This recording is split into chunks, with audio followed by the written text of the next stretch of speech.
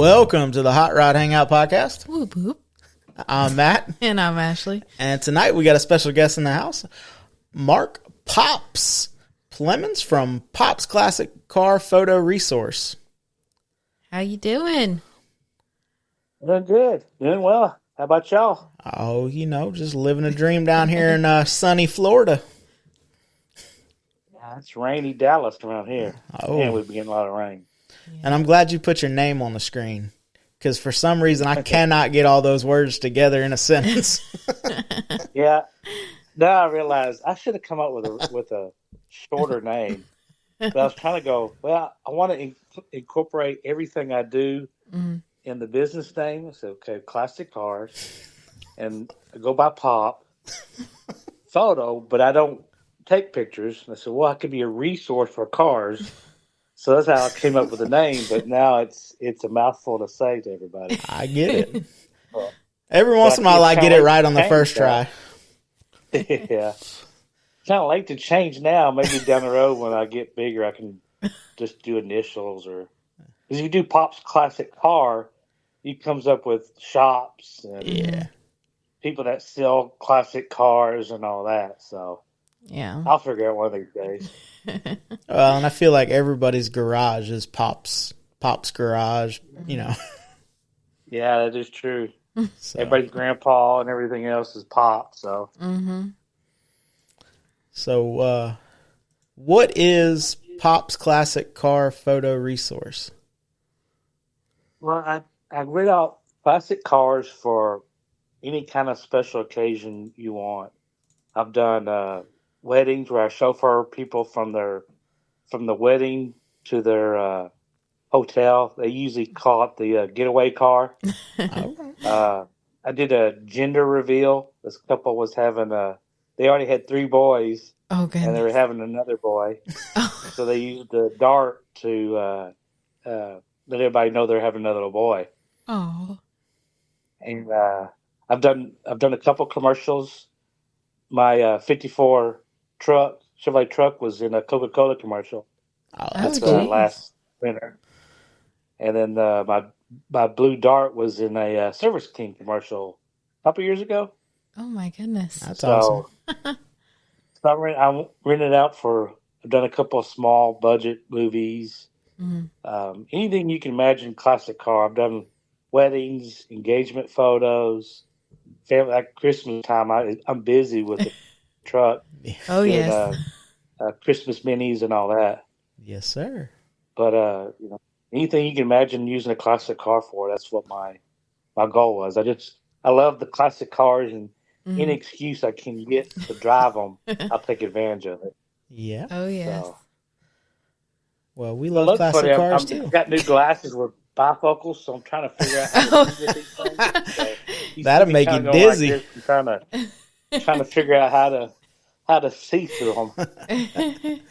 So, what got you into the car hobby obsession? Well, I've always loved cars, but I really didn't get into because when I was young and teenager, I had to work on the cars in order to have something to drive to work or school. So it wasn't really enjoyable. A lot of it was working on the side of the road or the parking lot, changing the starter or something like that. So I really didn't get into where I enjoyed the cars till I got my own house, where I had more money and had space to do stuff with. So I was kind of a late bloomer when it comes to getting into cars. I guess I was probably in my late 20s when I had a place where I could have cars and room and had concrete floor to work on cars versus, rock driveway at my mom and dad's house trying to fix something. How did you buy a house and had money for cars? I bought a house and don't have no money. Well, it's kind of funny. Like when we bought this place, we bought the land first, and I told my wife, I said, "Well, if I build a shop, we can store everything in the shop and live in the shop while the house is being built." Because I knew in the back of my mind, I said, "I'll never get a shop unless we do it this way." Okay, Matt. So we did that, and I got my shop out of it. It had bathroom, shower in it. Mm-hmm. So my dad always told me, if you ever build your shop, put a bathroom in it. Yes. So it kind of got that way. And then one of my first jobs where I had more money, I was a jailer for a county jail. And when I quit there, I cashed in my retirement and bought my first car and didn't, spending money ever since. That sounds about like me. We bought some land, and that was the first thing I was like, well, we'll build a barn dominium, but we'll get the shop done first. But Yeah, it didn't work out. We Yeah, ended up having to buy a house anyway. that's but what I knew. I said, if I don't do it now, who knows how long it'll be before I get a shop to do stuff in. Yeah. And but it's just now I just any cars I've had so many cars since since really when I was young I'd buy a new car every couple of years. But then the older I get, I want old stuff where you don't have to have a laptop to work on. Yeah. And even my wife, she's had more cars since we've been married than she ever did before we got married. Because I would talk, you ought to trade this in and get something bigger or whatever. But it's just been a kind of obsession, ever since. Oh, it's So definitely I find an something obsession. I want, and oh yeah, I always tell my wife it's better than women and booze. At least she knows where my money goes to. Yeah, pretty much. So what car was it that you bought, the first one? What was the one that, got you going in it? A 1976 Dodge pickup truck, long bed. Okay. Bought it off of this. They were having an estate sale. Bought it for $500 and drove it home. Oh my. We put a we put it. It was sitting in the field for years and years, and I put a little gas can on top of a block and a new battery, and it started up. There you go. And I drove it home and got it running because I'm a Dodge nut when it comes, especially the old Dodge pickup truck. I could probably take one apart and put it back together in my sleep. As many times I've been stuck on the side of the road or had to get it running to go to work. But that was the first one, and then I had that for a while and traded it for a 73 Dodge Dart, which kind of started my love for darts. My dad they had a 73 Dodge Dart when I was a kid, and that's how you remember my birthday. He goes, see, Mark, we bought the Dart in 73. Mark was born 6 months later, so that's how you remember what year I was born. Hey. It was that old Dodge Dart. And then I found one. I said, I got to get it. It was yellow just like theirs. And so that's kind of where I got into darts. And I traded it and kind of, went through several cars, and then I finally found I always got drawn back to the darts. So I finally found the one I have now, and I love that car. It's more the body style I really like, because the 73s kind of had that pointed front end and the big front bumpers. Yeah, that was And right when the safety Nazis were coming out, and you had the bumper yeah. that was 4 foot in front of all cars, and Yeah, it had a 318 in originally, and I think they were rated at 150 horsepower, and just a year or two before that, they were rated at 225. Yeah. So they started gutting them in 73 horsepower wise. But with that 73, I found a 340, put 340 in it, and it was a good car. I just kind of got bored with it, and decided to get something else, and then went from car to car to car until I found my 69. And I say it's going to be my forever car, but knowing me, who knows what comes up, because I've been offered a whole lot more money than what I paid for it, but I would just turn around and buy something else. So this is the car, I know it, and I just love it. That blue really pops. it does. That is a beautiful car. Right. And I I went to understand. go pick it up. But I understand the whole you'll never get rid of it thing, because for 23 episodes, I said that the 32 pickup truck was never going anywhere, but I've now decided that it's up for sale. Due to space constraints. I'm not a little guy, yeah, so me neither. I had a 49 Ford pickup truck that was on a Trailblazer chassis. Man, it had air conditioned Bluetooth radio. It was just awesome. I just couldn't fit in it very well. Felt like my feet were kind of crumpled up to try to hit the gas pedal.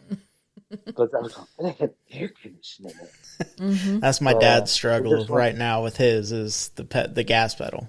You know, everything else you can kind of make work, but his knees bent and like leaned over, and it's hard to get to the gas pedal. And I'm like, well, yours has more room than mine, so if yours are like that, then mine's going to be worse. Oh yeah, yeah. You go, that really looks cool. Then you start thinking, well, like Camaros are really cool, but when you get in them, you're going, oh, I need more room. It's just too cramped. Yep. Even though they look cool, I got to have more room. So I'm still doing the same build. It's just going to be on a Model A sedan or coupe. Oh yeah, I'm going to try to do it on a sedan, but it's like the older you get. It seems like the older you get to be more practical. When you're young, you're going, oh, this looks cool. It's like a woman and wearing high heels. They'll wear them even though they're so uncomfortable, but they look good. But when you get older, you're going, I want to be comfortable. Yeah. I don't want to be cramped up and get cramps and a sore butt and this and that. I'd rather be comfortable. Well, I kept saying like, oh, let's just embrace the suck. It's a classic car. Like, it'll be all right. And then I got to thinking, and I'm like, I want to be able to drive this car. Like, I want to be able to put miles on it. You know, I want to have the option to drive it where, you know, my mom and dad, they come with us. We had a couple things last weekend and 185 total miles. And that's a lot of miles. Watching them crawl in and out, and I'm like, that doesn't look fun. Yeah, but you don't realize it till after you have it and you're messing with it, you're going, yeah, this is what it's going to be like. So I got to change directions. Yeah. Well, luckily I hadn't done nothing to the I haven't done that much to the 32. So, but I'm hoping I can trade either the body or the chassis for a sedan body and in decent shape, and then have the other to put a chassis underneath of it. Yeah. Well, you might find something else that might tickle your fancy. You're going, ooh, maybe. Like squirrel. Yeah. I do get squirreled. I do. So. Oh yeah. That's why I'm bad. I'll be outside piddling around, and before you know it, I've got 3 unfinished projects. I paint something. While the paint's drying, I'm going to go do this. Oh, that's broken. I need to fix that. You know. And before you know it, I'm going, I didn't get anything completed. No. I'm too busy chasing that squirrel. Yes, sir. So I'm pretty sure I know the answer, but currently, what is the favorite car you own? My Dart. You gotta be the Dart. She's the money maker right now, but I just that blue, it just being a Dodge and a Dart, it just like when I first bought it, my wife come with me because she didn't let me do anything stupid when it comes to buying cars, because I get an idea in my head and I want a Dart. We went and looked at a couple ones, and she goes, that's still too far, Mark. I went, yeah, I know, it needs more work, but I could do this. She goes, Mark, it's too much for you to do. Okay. And when we found this Dart, the guy raised up the garage door, and that blue come out, and I almost had to tell her to settle down. Poker face, because it's just a pretty. But I said, that's going to save me about $10,000 or $15,000 in a paint job. Mm-hmm. And when it's got the white painted top instead of vinyl. At first, I was going, not too keen on the two-tone, but the more I have it, I just love it. Mm-hmm. Yeah, that's a good looking car. I love it. Just and the interior, it's got blue and white interior. Mm. And I'm not crazy about the interior, but I get so many compliments on it that I'd be stupid to change it Yeah. because it's for pictures, Yep. and I want the clientele to like the everybody loves the interior. I'm just not big on white because I could find dirt in the operating room that this white doesn't do good with me. Same. But yeah, so it's just a good car. We took it on the hot rod tour of Texas Hmm. last spring, and I put 1,000 miles on it in, was it 3 days? And we went down to Victoria, drove all the way from Dallas to Victoria, Texas, and all through New Braunfels, all South Texas, and drove back home. 1,000 miles on it, and then she was good. Never overheated. Never gave me any problems. She used a little oil, but she is an old girl, so she's gonna Yeah. do that. That's awesome. That's to be expected. Oh yeah, like they used to say, you drive from who was it? Was it Ken Sanger saying something like when they went from somebody was saying that they drove from like central part of the country to California, they'd have to bring a case of oil with them because it'd go through old cars would go through Oh, so was much it oil. Chuck with Cheater Slick when they were taking the Asphalt Cowboy over to the Moon Eye show? Well, this is somebody different because this is probably when they were kids. Oh. Somebody was telling me that. I bet somebody at the car show or one of the car clubs told me that they go out to California, and his dad would have to bring a case of oil with him because it would burn through so much oil. My C10 when we That's bought just it, what that real was, cars. you'd pull up, you'd put the gas nozzle in the tank, crack you open a quart, throw her in there, and go on about your day. Yeah, I had a '78 Dodge pickup, and it'd go through a quart of oil. Right as it's time to change oil, I'd look at it, it'd be a quart low. So I knew if it was a quart low, oh, it's time to change oil. Yeah. Goodness. So, Yeah, the old Dart, she's my girl, my favorite. Yeah. good. So, what car out of the ones that you've owned, or a chance that you had a chance to buy it, what car got away? Well, I had a chance when we first bought the place. Somebody was selling a 1967 Dodge Coronet. The same body style as the Roadrunner and the Charger. And this is back in the day. This is 2000, before cars got outrageous. And the guy only wanted $1,500 because he just put a new brake system on it. And had 318 in it, which 67, that's a decent amount of horsepower back then. Mm-hmm. But we were buying a house. I said, I just can't spend that money. We're buying a house and all that. And if I bought that car, just if I hadn't done anything with it, it'd be worth 20, 25 grand just the way it was then. Mm-hmm. I mean, it wasn't painted. It wasn't fixed up. It was just running and driving. And it's just one of those things. I wish I could have had that because my dream car is a '68 or '69 Dodge Charger. Roadrunners, all that late '60s body style. I just love. And then every car I've ever owned, I wish I still had because I love them all. But that's the one that definitely got away. Well, that kind of tapers into unlimited budget. What car would you build? Oh, it'd be a '68 or '69 Dodge Charger, but the 426 Hemi or 383. 383 was my dad always. That's kind of the compromise between the small block and the 426 because the 426 is, once you get down the road, that thing kicks in.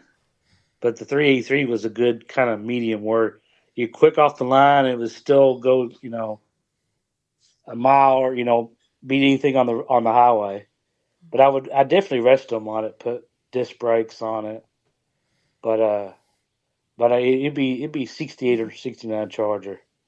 Heck, Just yeah. just love those body styles. It's just that slick back depots, the flat front end, hideaway headlights. Oh, I just love them. that'd definitely be. I mean, because some people go crazy, put them on new Charger chassis, and no, not me. I'd upgrade the safety part of it, like Yeah. the brakes, maybe like the steering, but I keep the big 3/4 inch rear end and everything, the mechanical, all the mechanical stuff I'd keep. It's just that would definitely could spend a lot of money on that. Well, you can spend a bunch of money on everything now. The car market has went ridiculous. Man, one good thing about it, you can almost build cars from ground up because they have re-stamped fenders and weather stripping, door panels, everything. But you're going to pay for it. Oh, we were talking. Me and Dad were talking about that, and I'm like, "There's really no such thing as a car too gone. It just might not be. It might not be worth the money you have in it, but you can bring any car back now. Oh yeah, you're going to definitely spend more money than it's worth, but you can definitely find fenders, doors, hoods, except for those rare things like the. I don't know if you can find doors or fenders for a Pinto or not, brand new, but be surprised. I wouldn't be surprised if somebody had repops, but there's also the Pinto had a cult following there for a little while, so somebody's probably got 80 doors laying in a shed somewhere. Yeah, I know this father and son, they've both got Mavericks. That was buddy of mine's dad. He had two. I think one's a 72, one's a 73, or one's a 71, 72. But it was his dad's, and when his dad passed away, he gave them to him, and they've restored one for his son, and then he's restoring now. And it's for Mavericks are. I mean, they're cool looking. I saw one. I've seen some for sale. He lowered, put some nice wheels on it, put a 5.0 motor in it. It's pretty cool. But back in the day, they were just grocery getters.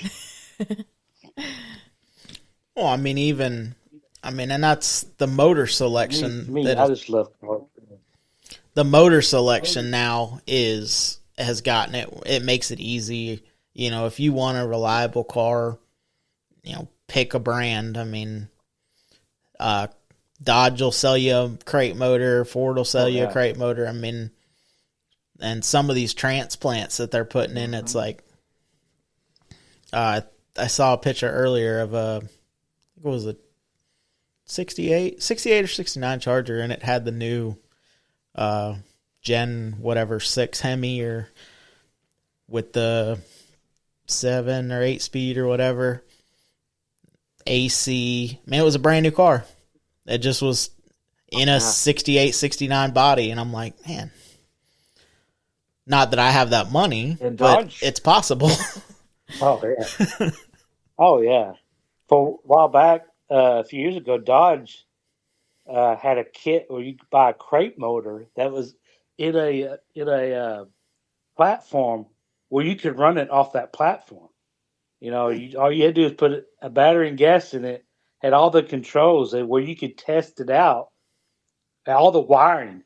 Like if you had a 6-cylinder, you wanted to put a Hemi in your Charger or Challenger, had all the wiring harness, and you could test it out before you even put it in the car. You could break it in before you even put it in the car. So, when it comes to, just like you say, powertrains and motors and everything else, that, it's just amazing what they're doing nowadays when it comes to that stuff. You're going to pay for it, but you can do almost anything you can dream of. It's out there. Mm-hmm. Well, I mean, then, you could still go to a junkyard and find an LS for $500 or $600. The first gens, the mod motor, the Ford, they're starting to pop up. It's just a matter of time before all of the late model drivetrains are popping up, and in a relatively cheap price. You get motor mount conversion kits for almost anything you want. I think you could probably put a 350 in anything. Oh yeah. Anything. They've got a conversion bracket that you can put it in whatever car you can think of. They probably got a engine mount that'll work. Oh, My Ring doorbell keeps going off for some reason. but I mean, even like chassis companies have now started. You want an LS, or you want a mod motor, or you want small block Chevrolet, small block Fords. You got a bunch of money, you want a Hemi. Yeah. Well, there's a summit near about an hour away from me in Arlington, and it's one of those stores you walk in and go, open up, Oh yeah. and they've got frames, rolling chassis on the floor, and Mm-hmm. anything you can imagine. You build one from ground up. Mm-hmm. They'll have parts for. I mean, NPD's right up the road from us. American Motor Direct, Metal Direct. I mean, there's all these companies now that are stamping out old sheet metal. I mean, Oh yeah. but I mean, you can build one from scratch on ground up on most cars, because especially like the Mustangs and the Camaros and all that. There's 500 different companies that do the same thing, but it's just it's awesome. This day and age where you can do that stuff, it just so much. oh yeah, it has made it easy. The internet has made it easier, and also harder to come out with new stuff, because you're going, well, that's cool, but I can't afford that, so I'm gonna have to go to the junkyard instead. Yeah. Well, even you like, oh, that's a cool part, and then you just Google the part name, and you got the Wish.com version, the Temu version, and 85 American companies building the same stuff, and they're all competing for your dollar, so they're all in line. Oh yeah. Speaking of looking new things, Ashley said something about the last podcast about putting a backup camera on it on a vehicle pursuing behind it. Yeah. I've thought about that with the Dart, because it doesn't have a passenger mirror. Mm-hmm.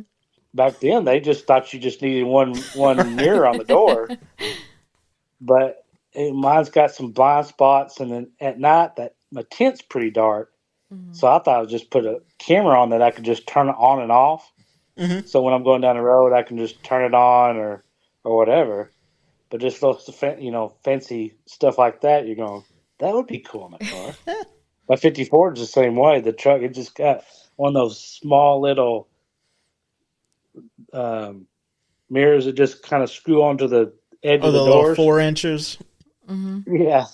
But I hadn't found the stock style mirrors for it yet. So I'm always kind of going like this, trying to see in the rearview mirror. And it is a 5 window, so I don't have much time to turn around, but trying to back it up and use all my strength to turn the wheel as I'm backing up. So Well, I mean, and depending on the vehicle, like sometimes they have like a little lip or whatever, and like you can easily hide a little backup camera. I mean, they got the little bolts now with cameras in them. I mean, you could hide it. So Just, you still fit in. I just don't know where you would put that in a Model A. The screen. Yeah.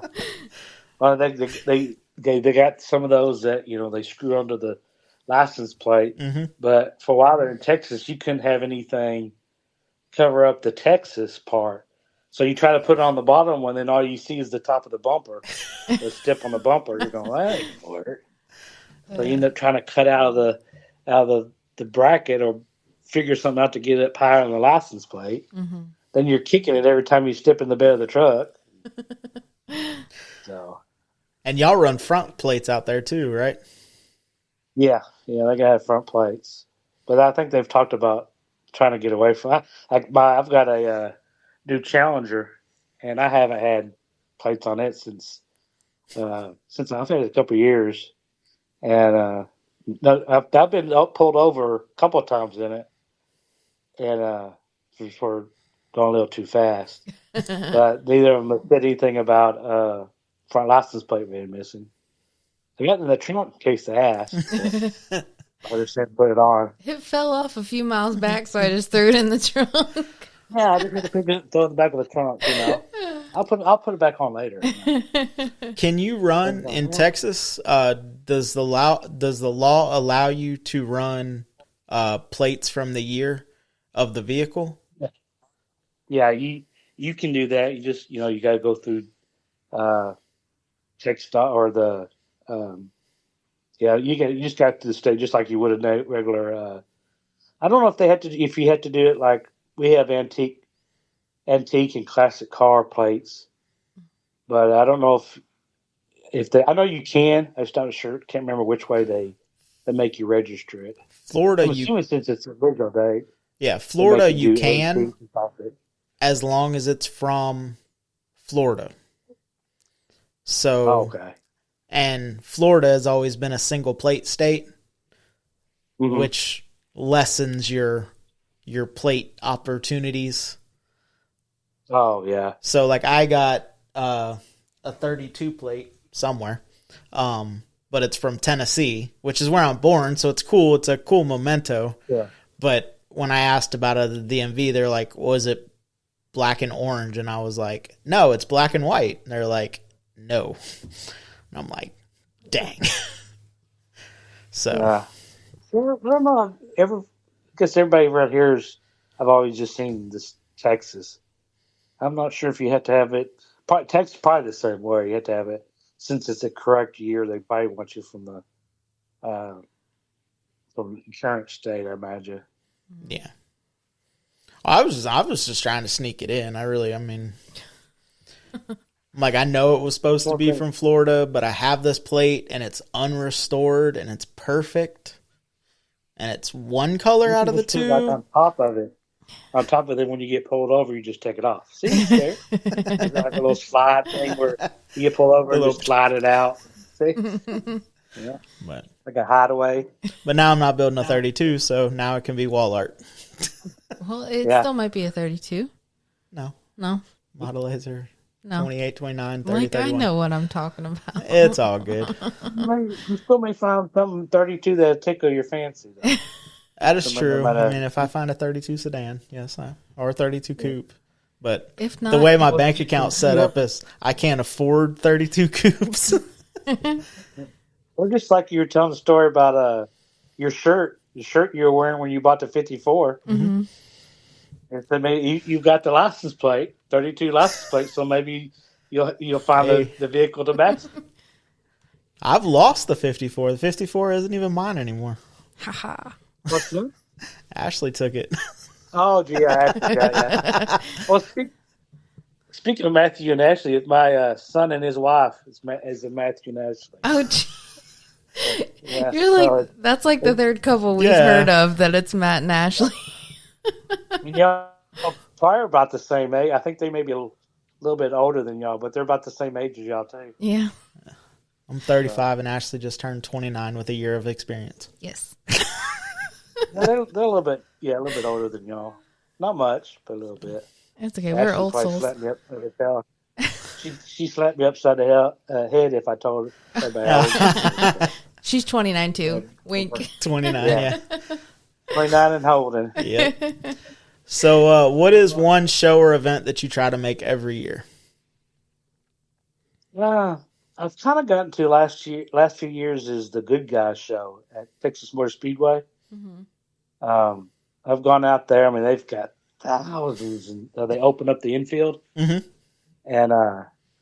they've got thousands of cars. You can see every car you can imagine they'll have out there.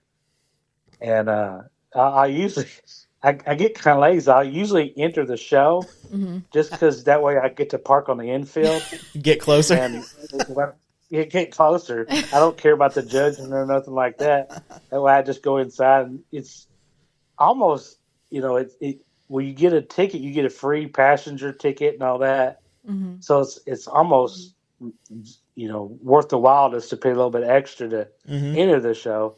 That way you get to park inside, and it's somewhat more protected than being in a parking lot. Yes, but it's just amazing the cars you see out there. They've got a big swap meet at the same time and different events, and they have it in the spring and the fall. Mm-hmm. And I've been kind of went back for 1 year. I may go in the fall, and next year I'm going to spring. But that's one I try to go to every year. And then a lot of the local shows, small shows, I try to go to. There's a show in Roy City that the city puts on, and some like there's a Mopar Mini National show in Raleigh I try to go to. So a lot of the smaller shows I try to make. That's awesome. That one show sounds a lot like the Turkey Rod Run. Yeah. Well, I think that's what they were going after. Turkey Rod Run down here is on Thanksgiving, and they also have a spring show now, and it's at Daytona Speedway. They open up the infield, and it's a swap meet, corral, and show all in one. Yeah. Good guys. It's you got to be a member and all that. Or it's cheaper to become a member, and you get the newsletter and the magazines every once in a while. So it's a big corporate deal. Mm-hmm. But Good Guys is a little more they hold their car show to a higher standard than Turkey. Gotcha. Turkey, if you pay your money, they'll let you park. Yeah. Well, it used to be you had to be, was it 69 and older? Mm. But now they've kind of loosened up. Cars, it still has to be, but they're allowing the square bodies, the 80s and older Chevrolet pickup trucks, because they're big. LMC's a big supporter of the show, so they kind of let the 80s Chevrolet pickup trucks enter and all that. So, yeah, LMC has made square bodies great again. Mm-hmm. Oh yeah, that's for sure. Well, even your Chevy pickup truck fits the LMC they sell. I remember when I had my square body, LMC was like the monthly, like, hey, send me a new catalog.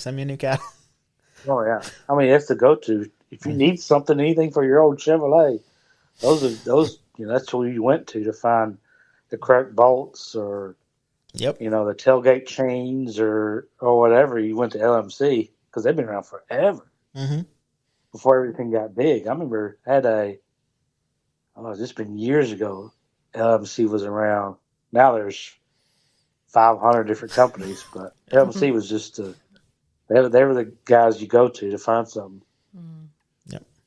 Before the internet and all that, where you get the catalog out and item number, and you fill out the piece of paper, send it in with your check. Or I was bummed. I ordered something from Speedway and I ordered something from Summit, and neither one of them sent me a catalog with my order, and I was bummed. Really? I was like, what? That's fine. Like, that was the whole reason I ordered something from you, is because I wanted a new catalog from y'all. Catalog of the stickers. I like. Yes. Where's my stickers? Mm-hmm. Yes. I think it was. Was it the steering stuff on your truck? Oh yeah, the steer. I got so many stickers. I ordered new track or tie rod and drag link for the tow rig, and I'm opening up boxes, and every box had like 3 stickers in it. I was like, this is Christmas. And it's like a box, and then more, like everything's in its own individual box. So like there's probably like, I don't know, 10 boxes and 1 to 2 stickers in each box. And we're like, oh, we have different sizes. We have different colors. For some reason, I can't throw the stickers away. No. I'll stick them on inside the shop, or I just can't throw them away. I don't know why. I got 500 of them, but I just can't. I got a stack of stuff in the corner of the shop going, what do I do with all these stickers? They're cool. I just can't throw them away. Remember as a kid, you go to different shops and they had all the stickers on the doors and stuff. And bathroom door, any door, they had all these stickers on it. Yep. I guess now I know why. We had a fridge. I had a fridge that was covered on 2 sides. Mm-hmm. And when we bought this, my mom and dad bought a dumpster because all of our stuff was stored in their shed. And I was like, buy a dumpster, we'll split it with you, and then you can clean out some stuff, and we'll also clean out stuff that we'd been in a camping trailer for 3 years or 2.5 years. So it was like, if we ain't seen it in 2.5 years and we ain't been looking for it, we probably don't need it. So let's chunk it before we take it to the house. And my dad was going through his toolbox, and one whole drawer was nothing but Jegs and Summit and Wiseco piston sticker, just stickers. Yeah. So You what? get yourself to throw them away. I know you can't throw them away. Yeah, I mean they make good Band-Aid for wrench slips. You know, Yeah. You need something to hold together just for a second. And stick a sticker on it, and they go, okay, hold for a second. I'll grab this. yeah. Or a Plug wrench, up a hole. a put wrench sticker over slips, and you got a spot on your firewall. You're just like, why is piston? it. Yeah. So, what is one show or event that you've never been to that you would like to go to? A lot of the ones down South Texas, like the River Rod and all those down there, I'd like to go to sometime. They're just like everybody says, some of the shows in California, even though it's in California, it ain't California. Mm-hmm. I mean, I stay. I just don't like the population, but it's just some of those, shows on the beach, just or the ocean in the background, just in the weather. Yes. So just anything in California would be kind of cool to go to. But a lot of the ones out South Texas, I'd like to go to one of these days. It just seems like timing's never right or whatever. And Texas is a big state, so it's not like right around the corner. Yeah, everything's like when I do my photo shoots. Seems like everything I do is at least an hour away. I don't care what it is. If it's a type of photo shoot, it's always an hour. It just in any direction. It seems like it's always an hour. Uh-huh. I gotta go. But it's like I forgot what they take, how many hours it takes to go from one side to the next. But like when we have family in Wyoming, we'd go up through the Panhandle. That was the first day, just traveling through the Panhandle. You go, man, once we got out of Texas, it was like nothing to get to Wyoming. It's hard just to make it through the Panhandle, just going, come on, I'm tired of looking at flat, mesquite-infested wilderness out here. I remember me and Dad, we team drove semi for a little while, and we were going across I-10. We had picked up in California, and we were coming to Florida. And we're, on I-10, running through, and Dad's like, all right, well, we're going to switch drivers. And we switched right before Texas. And I was like, all right, well, I'll get us through Texas. And he's like, no, you won't. And I'm like, I got 11 hours, but I got this. He woke up. He's like, where you at? And I'm like, I ain't even made it halfway yet. There's something about I from the Panhandle to Wyoming. I drive that twice instead of just having to drive through the Panhandle. And it's like it doesn't change. Like you're just driving, and it's like it's the same. And then you're like, am I doing circles? Yeah, I'm on a treadmill or something. The West Texas I couldn't live out there. Just too much dry dirt. Nothing to look at. Yeah, that's and we get it too, because like people will be like, oh, you live in Florida, and I'm like, yeah, and they're like, oh, like by Disney. No. Oh, like Everglades. No. Like, oh, up here. No. Oh, the beach. And I'm like, no. Yeah. Like people from up north, Vermont and, all those states up there, when it takes a couple hours, you can get across it. In a couple hours, you may be in Fort Worth from our place. It's just... Yes. It's everything's just so far apart down here. Like San Antonio. See, Houston's about 5 or 6 hours from us. San Antonio's probably about 4. Those are the big towns, everybody thinks of when they think of Texas. But oh my land! Because you live in Dallas, don't mean they're close. We're pretty close to the center, so it's about 5 hours to Miami, the lowest point, and then 5 hours to get out. 4 or 5 hours to get out. Like you can easily leave the state and come back in one day. Yes.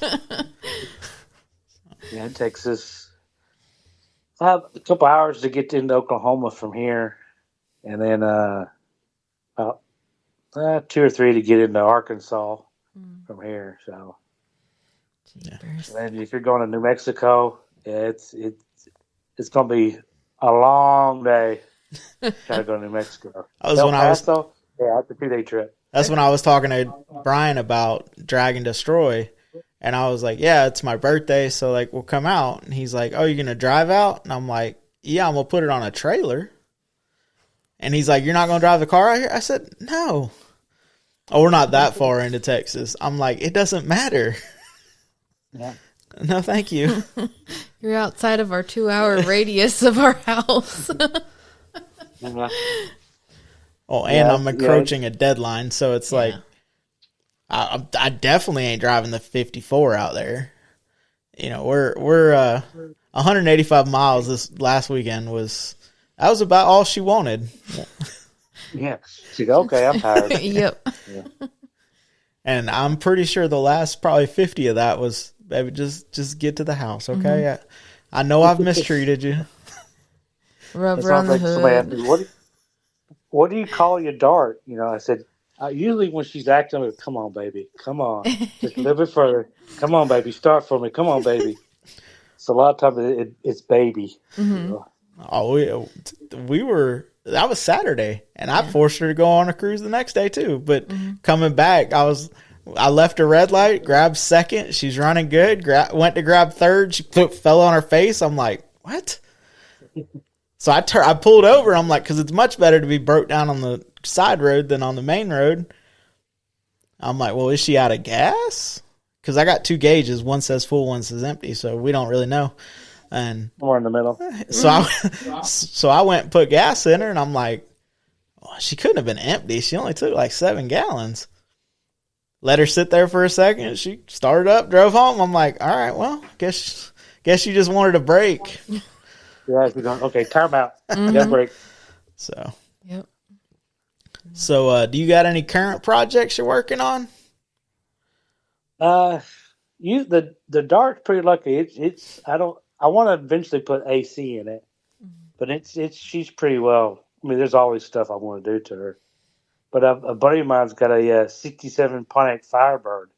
Okay. That he's had since he was in high school. And he let me use it one time for one of my photo shoots. And I said, hey, man, I'll make you a deal. Because he just literally had it parked in the barn. Mm-hmm. And when I brought it, started right up. I pulled it out, cleaned it up. And when I took this older couple for their 50th wedding anniversary, and I was telling everybody at the party, I said, I literally just drug this out of the barn yesterday. And I said, man, I'll keep it at my place in the shop, and then I'll kind of do stuff on it for you, like change the gas tank, fuel pump, just little stuff like that. Keep it running, drive it for them. And so I've been kind of piddling with that here recently. Plus, I'm no time frame. I can kind of don't have to have it running next day or anything like that. Right. So I've just kind of been piddling on it for him. Mm-hmm. So it was kind of a trade out. He lets me use it for photo shoots, and I kind of keep it running and fix things as it needs, or kind of store it a piece at a time for him. Mm-hmm.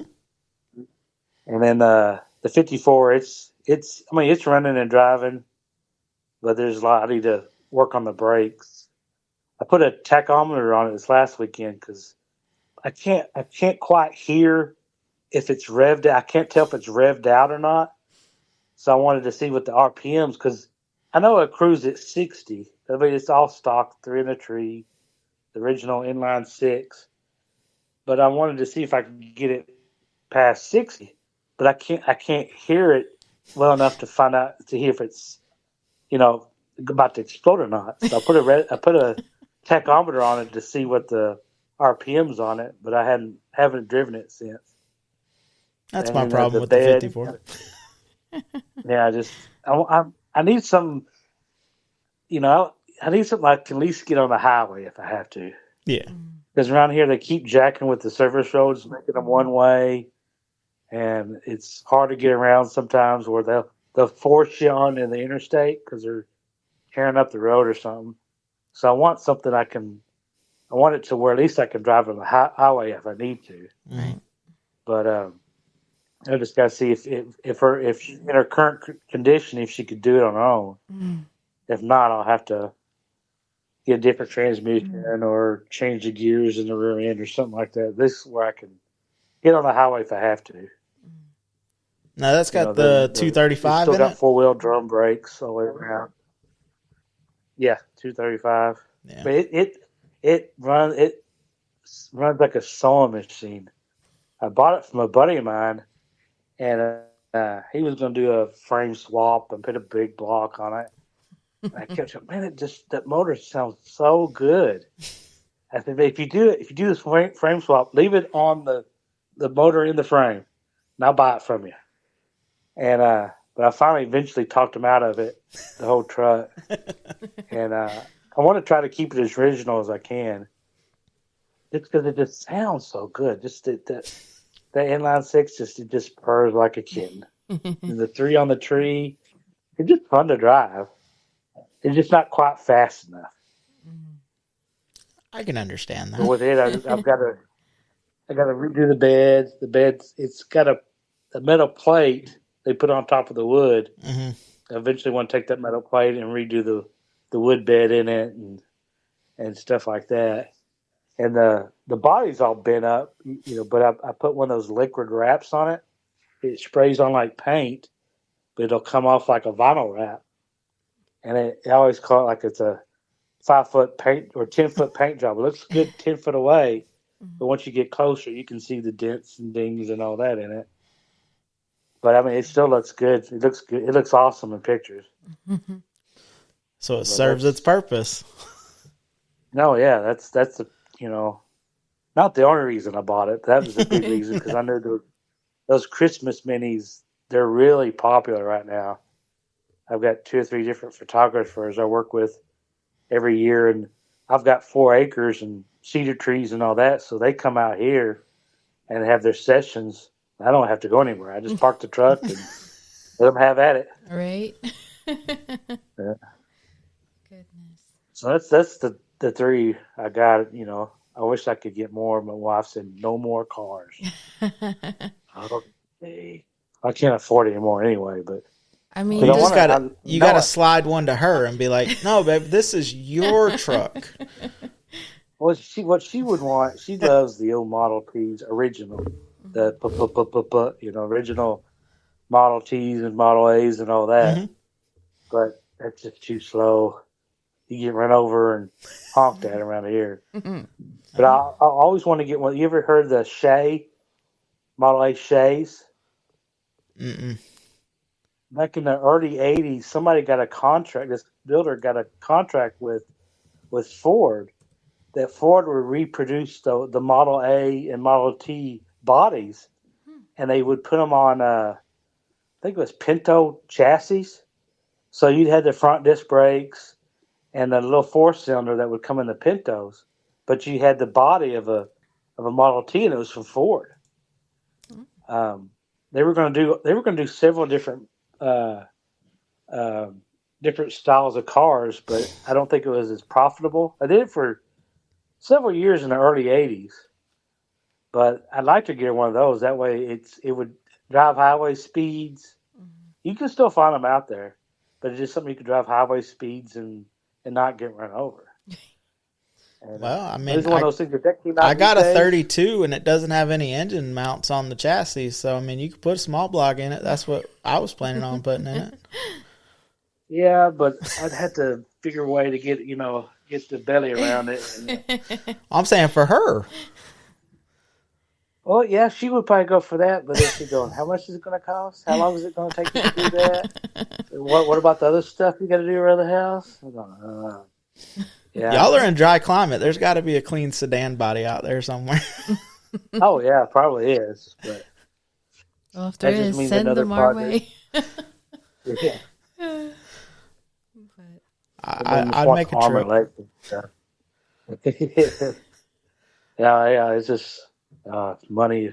Like I know I need to get a convertible at some point for the business.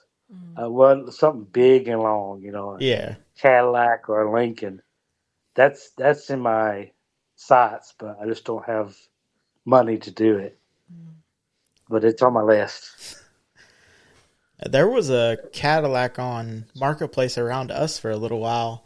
That the top had went away, so they just finished it off and made it a roadster. Yeah, and it looked good. Mm-hmm. Yeah, I've seen some of those, but my luck, I'd be picking somebody up and it'd start raining. But I found quite a few in decent shape for around 10 grand, but 10 grand's out of my reach right now because everything's so expensive right now that money is tight. What's weird is different places in the country, different cars are ridiculous. Yeah. Like Model A, or like square body C10s. Texas and Florida are pretty close, but like if you go up to Arizona, they're cheap. California, they're cheap. I've thought about buying a 3-car trailer just to go pull like 3 of them back to Florida and double my money. Like, because they're, and clean, like good looking trucks. But then Model A's are real healthy here. And if you add Rat Rod in front of it, that's more. And it's like, wait a second. How much is it like a running original Model A or Model T running around y'all? Do y'all know? Like 12 to 15. Yeah. I've seen around 10 or 12 around here, ballpark. Because that's what my wife would really like as a original. But just like you said, it just depends what part of the country sometimes what's popular. Like when I was younger, you could buy a mid-70 Dodge pickup truck or 80s for $1,500 in good shape, running, driving. But now you can't touch a rolling chassis for under $5,000. And that's for a Dodge pickup. Well, that's what Dodge, nobody like Dodges. My dad was going through that because he recently got the 34, and he was coming around. He's like, "Hey, this is my budget," and I'm like, "That'll get you one that you're gonna have to work on." And he's like, "What?" Like, because he's back early 2000s when he was in the trading game. They were trading in $10,000 to $15,000 hot rods, and they were nice cars. And now, you don't. I mean, he did get a really good deal on the 34, but it was like, you'd go look at cars, and it's like, you want how much for this? Like, you're gonna give me money? Because that, like, Fender, we went and looked at the first car me and him went to go look at together. It was like an hour trip, whatever. And this is a running, driving, beautiful, big block. I think it was like a 38 business coupe. I'm like, okay, cool. Like, let's go get it. The fenders are cracked. The big block, I got out of my truck. And how bad it was I made one trip around it, and I texted Ashley. I said, well, this is a nope.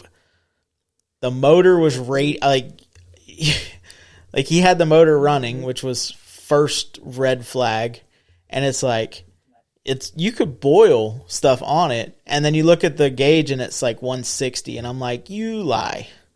Like, you're lying. Your gauge is wrong.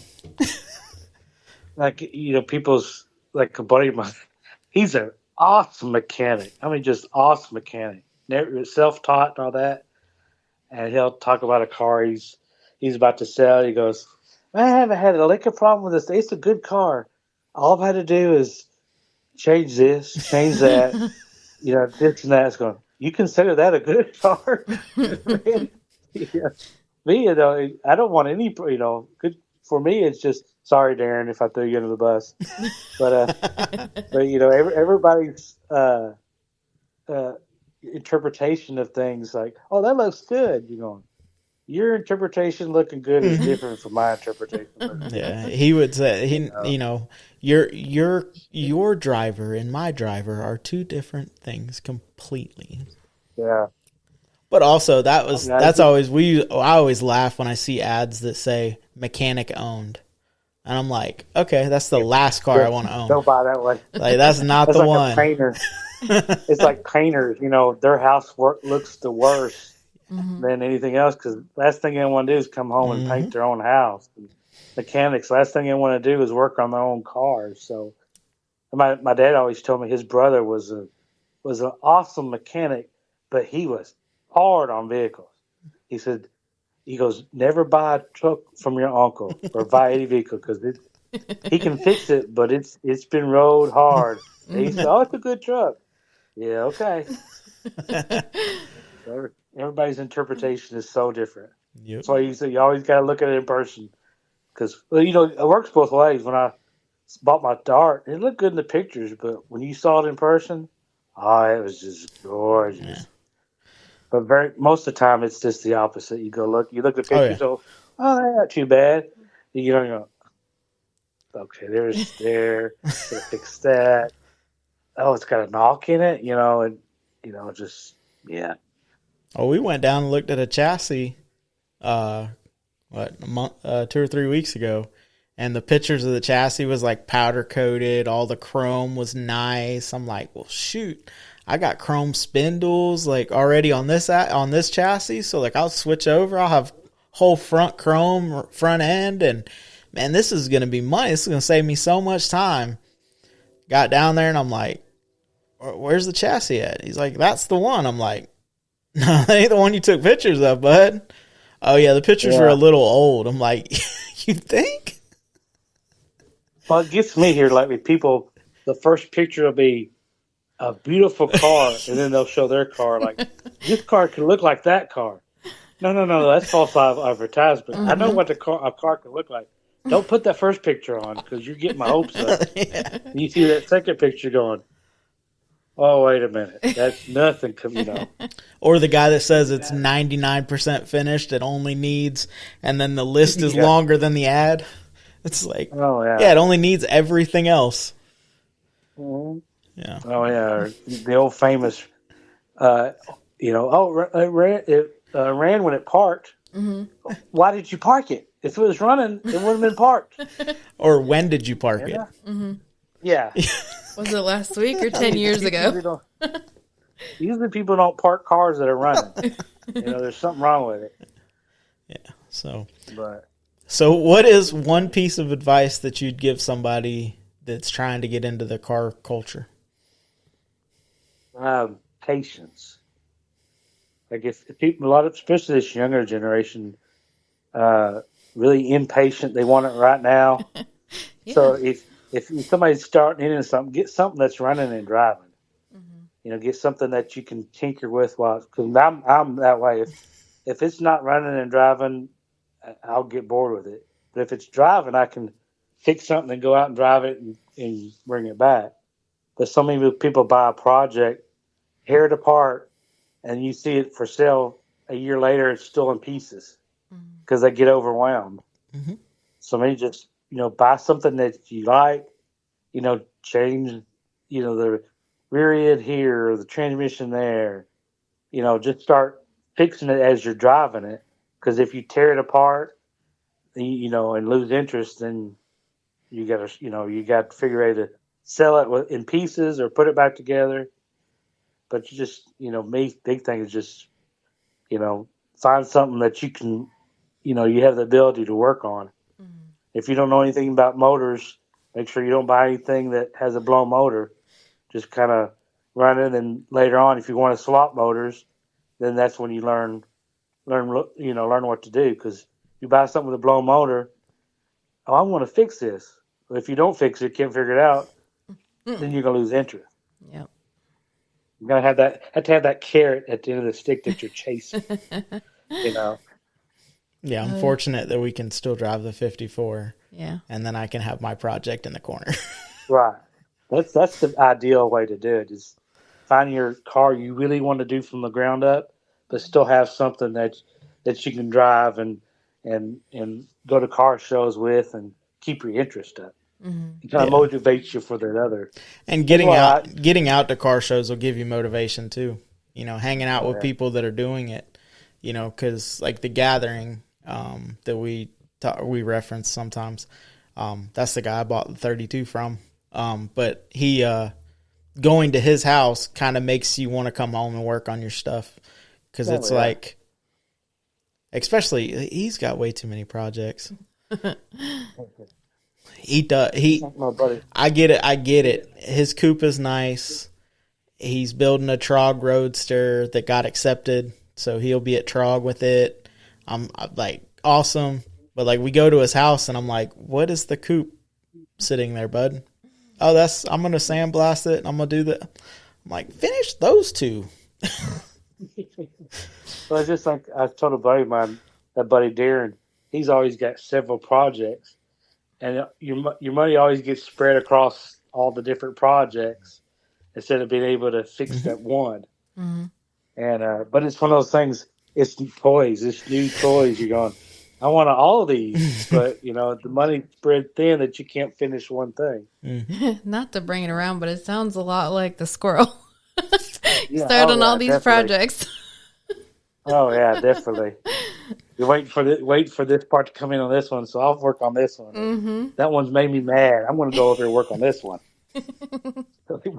Like that same buddy Darren, he's got a 1970 Mercury Cyclone, big 351 Cleveland in it. This car is a beast. Now he's got two boats. He bought a boat that he can use with the family, but then he come upon the steal of a deal on another boat that's got a 351 Cleveland in it. Oh, jeez. So I go, man, what do you do with another boat? He goes, well, I kind of just fell into this one, but I'll get it right in and sell it. But he goes, man, it's got a 351 Cleveland in it. I said, man, you know that motor breed? He goes, sure do. So he's always got several different things he come across and, projects and stuff like that. But it goes back to the squirrel thing. You go, oh, I'd like a boat, motorcycle. I know that one. Well, you know the two happiest days in a boat owner's life, right? Yeah, the day you buy it, the day you sell it. Yes, sir. Yeah, Oh, heard that. They're just money pits. Bust out another 1,000. And down here we got airboats. So you and I repeat, bust out another 1,000. Oh yeah, those look so like a buddy. That same buddy, he had, I forgot what size motorcycle. He put, was it Hayabusa or something like that? He put into a goat kart frame, like not a little goat, but those bigger go kart frames. And he posted a video on it. The first thing that came to my mind was, oh, he's going to kill himself. That sucker would fly. But his wife made him sell it because she knew he would kill himself. But just stuff like that, he got ideas going, wait a minute. I got this motorcycle. I got this go-kart. I can put those together. That was the guy that, God rest his soul, but was like the crew chief to our race team when we were building the S10. There was a kid that he adopted, but he was kind of just the little hang-around neighborhood kid that wanted to learn. And you had me. So he was like, well, let's build a go-kart chassis. There's a 500 two-stroke dirt bike motor over there. And we drag raced it. Yeah. And, you'd pull up and the drag strip made you run in the motorcycle class because obviously you're not big like a car. So you had to run in the motorcycle class, but none of the motorcycles wanted to get whooped by a little kid on a go-kart. So, yeah. So where can people find Pop's Classic Car Photo Resource? Where's the best way to get in contact with you? Facebook, Instagram, the website.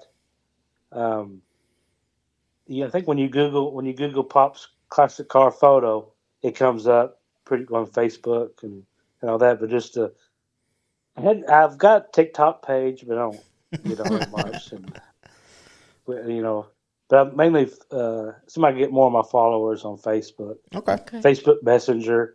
I get a lot of inquiries over Facebook Messenger. So those, Facebook, Instagram, and my website, all Pop's Classic Car Photo Resource is you can get a hold of me. Awesome. The good old telephone too. So. All right. Well, we will make sure that those links are posted in the show notes. Yes. And appreciate it. make sure you go check out Swap It Fast. Already signed up. Awesome. Awesome.